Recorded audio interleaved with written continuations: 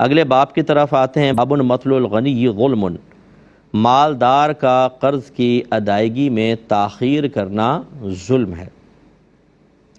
اس سے پہلے کہ میں حدیث ذکر کروں، ذرا ہمارے وہ بھائی بہن ذرا توجہ فرمائیں۔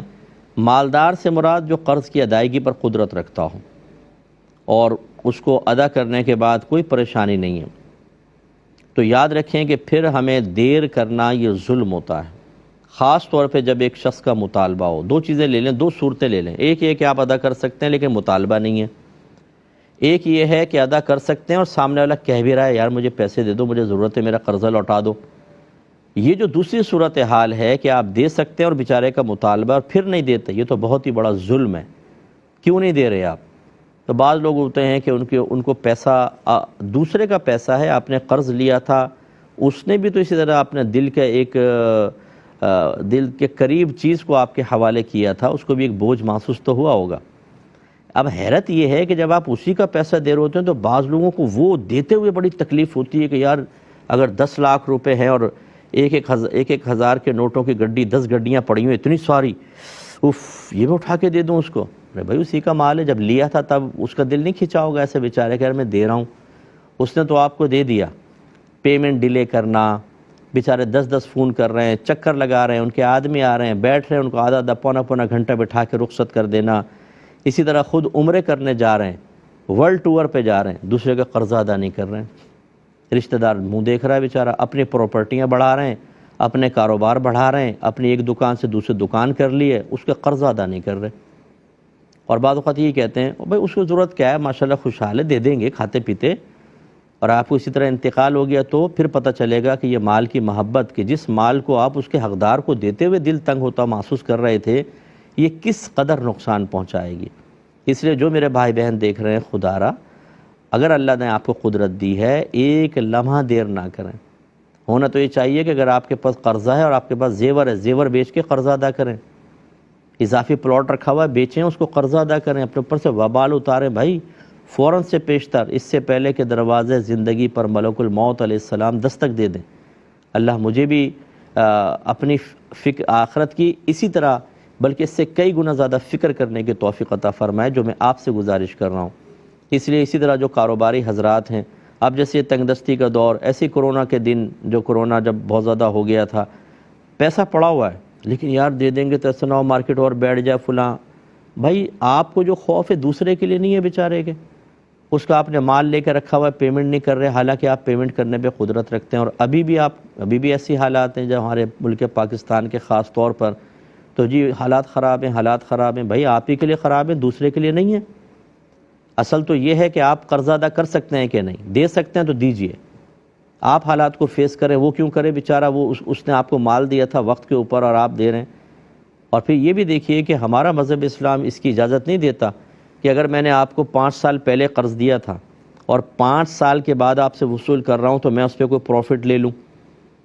اگرچہ ہم نے حدیثیں پڑھی کہ نبی کریم صلی اللہ علیہ وسلم نے جب قرض ادا فرمایا تو فرمایا جو اس نے اونٹ دیا تھا اس سے بہتر اونٹ اس کے حوالے کر دو۔ دیکھیں نا، نبی کریم نے زیادہ دے دیا۔ تو اگر فرض کر لیں کہ آپ نے مجھے 5 لاکھ روپے قرضہ دیا تھا 10 سال پہلے، آج اس 5 لاکھ کی ویلیو زیادہ ہو گئی، تو میں اپنی خوشی سے آپ کو کچھ زیادہ دے دوں، بہت اچھی بات ہے کہ چلو یار تم نے 5 لاکھ روپے 10 سال تک رکھے، اگر تم کاروبار میں لگاتے تو میں نفع ہو تو میں تمہیں تھوڑا زیادہ دے دیتا ہوں۔ چلو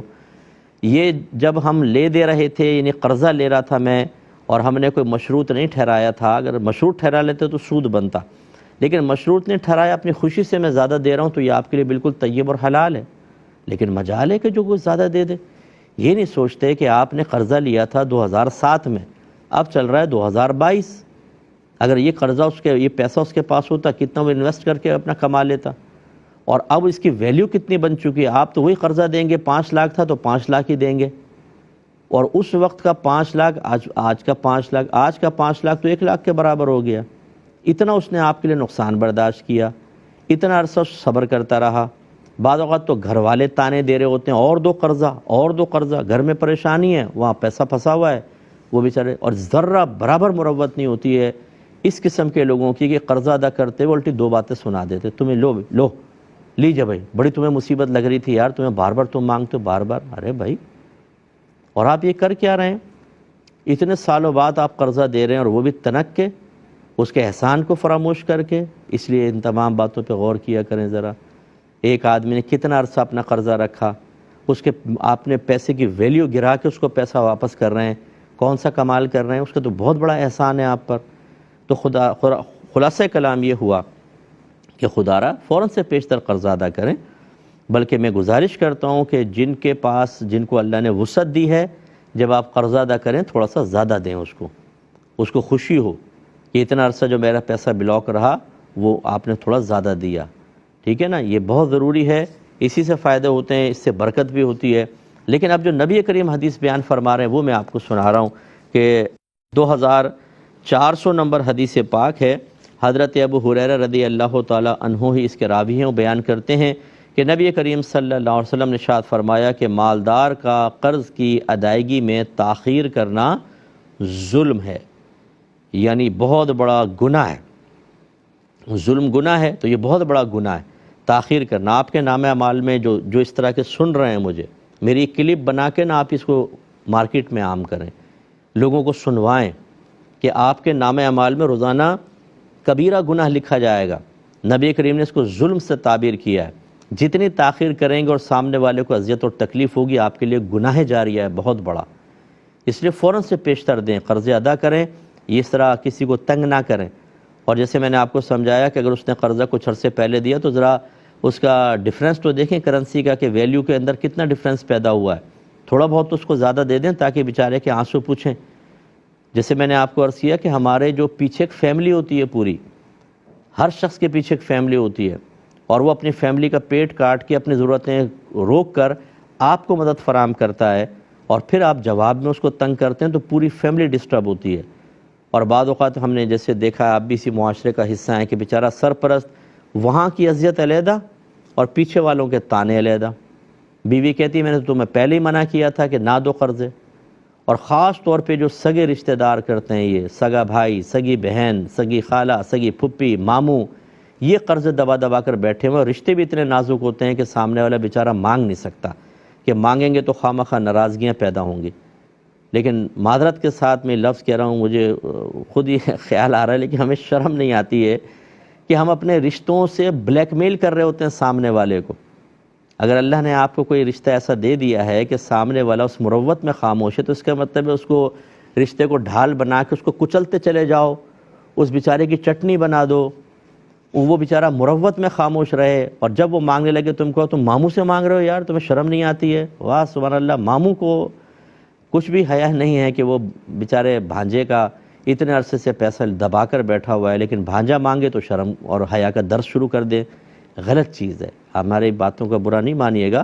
لیکن خود آپ کے ساتھ ہو تو کیا ہوگا؟ اس لیے فوراً سے پیشتر قرضہ ادا کریں، اور نہیں کریں گے تو آپ کے نبی نے، میں نہیں کہہ رہا ہوں، آپ کے نبی نے فرمایا آپ گناہ کر رہے ہیں، آپ ظلم کر رہے ہیں، آخرت میں آپ کی گرفت ہوگی۔ اس پر بھی آپ کو توبہ کرنی ہوگی، سامنے والے سے معافی مانگنی ہوگی جتنی آپ تاخیر کریں گے، کیونکہ یہ حقوق العباد کا معاملہ ہے۔ جتنا ہم کسی کے لیے باعث اذیت بنتے ہیں اتنے ہم اس کو معافی مانگنی پڑے گی، اور پھر اللہ سے توبہ بھی کرنی پڑے گی۔ یہ ذہن میں رکھیں، یہاں بڑھتا جائے گا معاملہ، اور ہمیں توبہ کرنی بھی نہیں آتی، بعض اوقات معافی طلب کرنے کا شعور نہیں ہوتا، قرضہ ادا کر بھی دیں گے، بعض اوقات نامہ اعمال میں گناہ لکھا جائے گا، اور بروز قیامت یعنی گناہ لکھا رہے گا، اور بروز قیامت اس کا بھی حساب و کتاب ہوگا۔